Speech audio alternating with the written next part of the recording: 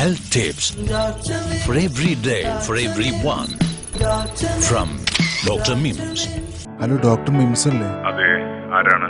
Doctor, ഞാൻ സിദ്ധാർത്ഥാണ്. എനിക്ക് താങ്കളോട് ഒരു സംശയം ചോദിക്കാനുണ്ടായിരുന്നു. ചോദിച്ചോളൂ സിദ്ധാർത്ഥ്. ഡോക്ടർ, എന്റെ മകന് കാലിലെ തൊടയുടെ ഭാഗത്ത് ചുവന്ന നിറവും അസഹ്യമായ വേദനയുണ്ട്. അവൻ ആരെയും തൊടാൻ തന്നെ സമ്മതിക്കുന്നില്ല. കാലുകൾ അനക്കാനും ബുദ്ധിമുട്ടുണ്ട്. ഇത് എന്തുകൊണ്ടായിരിക്കും ഡോക്ടർ? മകൻ എത്ര വയസ്സായി? അവനിപ്പോ 1.5 വയസ്സായി. സിദ്ധാർത്ഥ്, ഇത് കേട്ടിട്ട് അക്യൂട്ട് ഓസ്റ്റിയോമൈലൈറ്റിക്സ് എന്ന അസുഖമാവാനാണ് സാധ്യത. അതായത് കുട്ടികളിലെ അസ്ഥികളിലേക്ക് രക്തത്തിൽ തന്നെ ഉണ്ടാകുന്ന അണുക്കൾ കടന്നുണ്ടാവുന്ന അണുബാധയാണിത്. ഡോക്ടർ, എന്താണ് ഇതിന് കാരണം? ഇത് പ്രധാനമായും പ്രസവ സമയത്ത് അമ്മയുടെ ഗർഭപാത്ര സംബന്ധമായുണ്ടാവുന്ന അണുക്കൾ കുട്ടിയിലേക്ക് പകരുന്നതാണ് വളരെ ചെറിയ കുട്ടികളിൽ ഇതിനുള്ള കാരണം. കുറച്ചുകൂടി മുതിർന്ന കുട്ടികളിൽ പ്രതിരോധശേഷിക്കുറവും ശ്വാസകോശത്തിലെ അണുബാധ അസ്ഥിയിലേക്ക് പടരുന്നതും ഇതിന് കാരണമാവും. ഡോക്ടർ, ഇതിനുള്ള ചികിത്സ എന്താണ്?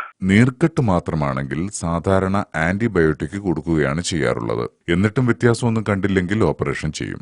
ഇത് എത്രമാത്രം അപകടകാരിയാണ് ഡോക്ടർ? അണുബാധ വന്നു കഴിഞ്ഞാൽ അത് അസ്ഥിയുടെ വളർച്ചയെ ബാധിച്ച് കാലിന് ഡീഫോർമിറ്റി വരാനുള്ള സാധ്യത കൂട്ടുന്നു. ഇത് ഭാവിയിൽ കാലിന് വലിപ്പ വ്യത്യാസം, വളവ് എന്നീ പ്രശ്നങ്ങൾ വരാനിടയാക്കും. പിന്നെ ക്രമേണ ഇത് മറ്റ് ജോയിന്റുകളിലേക്ക് ബാധിച്ച് അത് ജോയിന്റിലെ തരുണാസ്ഥിയെ മുഴുവനായി ദ്രവിപ്പിച്ചു കളയുകയും അത് ജോയിന്റ് മടങ്ങാത്ത അവസ്ഥയിൽ എത്തിച്ചേരുകയും ചെയ്യും. ഇപ്പോൾ ഡോക്ടർ, എന്റെ മകന് ഇത് തന്നെയായിരിക്കും അസുഖം?